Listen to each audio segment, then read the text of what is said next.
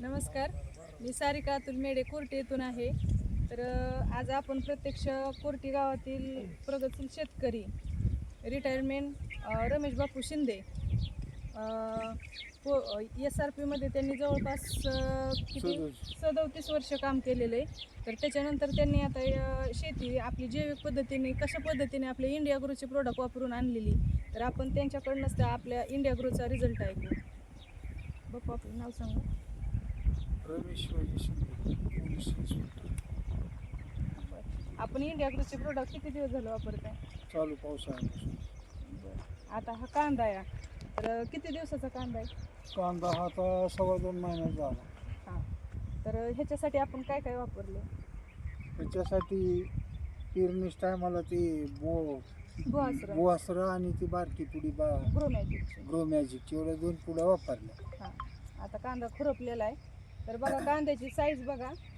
आणि तुम्हाला काय वाटतं, म्हणजे आपल्या इंडिया ग्रोचे प्रोडक्ट वापरून किंवा ह्याच्या अगोदर तुम्ही रासायनिक खतं वापरत होते, तर त्या खतांमध्ये ना आपल्या इंडिया ग्रोचे प्रोडक्ट वापरून तुम्हाला म्हणजे काय बदल काय वाटला?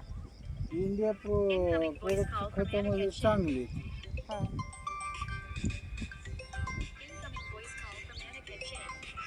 चांगली खत आहे ती. रिझल्ट कसा वाटला तुम्हाला त्या खतापेक्षा आपल्या खतांचा रिझल्ट कसा आपल्या वाटला? रासायनिक खतापेक्षा ह्याचा रिझल्ट चांगला आहे. आता ह्याला युरिया वगैरे तुम्ही काळू येण्यासाठी काहीच वापरले? काहीच नाही टाकलं.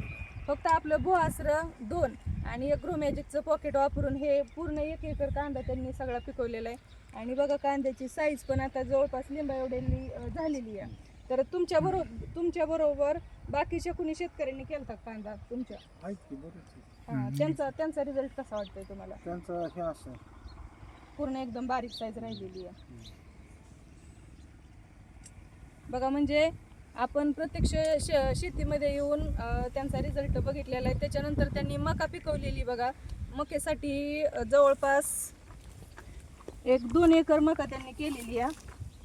तर 2 एकरमध्ये आपण रिझल्ट घेण्यासाठी एका क्षेत्राला एक एकर क्षेत्राला बोआसर आणि ग्रो मॅजिक वापरलेले आणि एका क्षेत्राला वापरलेलं नाही.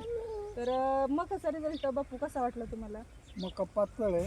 हां आणि रिझल्ट म्हणजे प्रत्येक चिपडाला 2 कणस आहेत. हां, आणि रासायनिक खतांचं फुल भरलेले का बघा, आपण तुम्ही मका बघू शकता. एकदम बेस्ट रिझल्ट आलेला आहे. पूर्ण सगळी मका भरलेली आहे. आणि 1 एकर त्यांनी रासायनिक खतांचा वापर करून मका पिकवलेली आहे. तर 1 एकर ती मका कशी वाटते तुम्हाला? ती बारीक आहे, कणसही बारीक आहे, उत्पन्न पण कमी आहे. आणि आपण काळूक येण्यासाठी त्या मकाला सुद्धा युरिया वगैरे सुपर असं काही वापरलेलं नाही. फक्त आपलं बोआसर आणि ग्रो मॅजिक टाकलेलं आहे. तर इतकी काळूक आहे आणि छान आपण त्याचे फोटो पण काढलेले. तर आणि ज्या क्षेत्राला आपण रासायनिक खतं वापरलेली तर त्या क्षेत्रामध्ये पूर्णपणे ती पिवळी मका तर पडलेली आहेच, परंतु कणसांची साईज ही एकदम लहान अशी तयार झालेली आहे. त्याचे फोटो पण आपण काढलेले आहेत. रासायनिक खतं वापरून काढलेला प्लॉट आलेला आणि जैविक आपली इंडिया ग्रोचे प्रोडक्ट वापरून आलेला प्लॉट ते पण आपण फोटोमध्ये काढलेले. थँक्यू.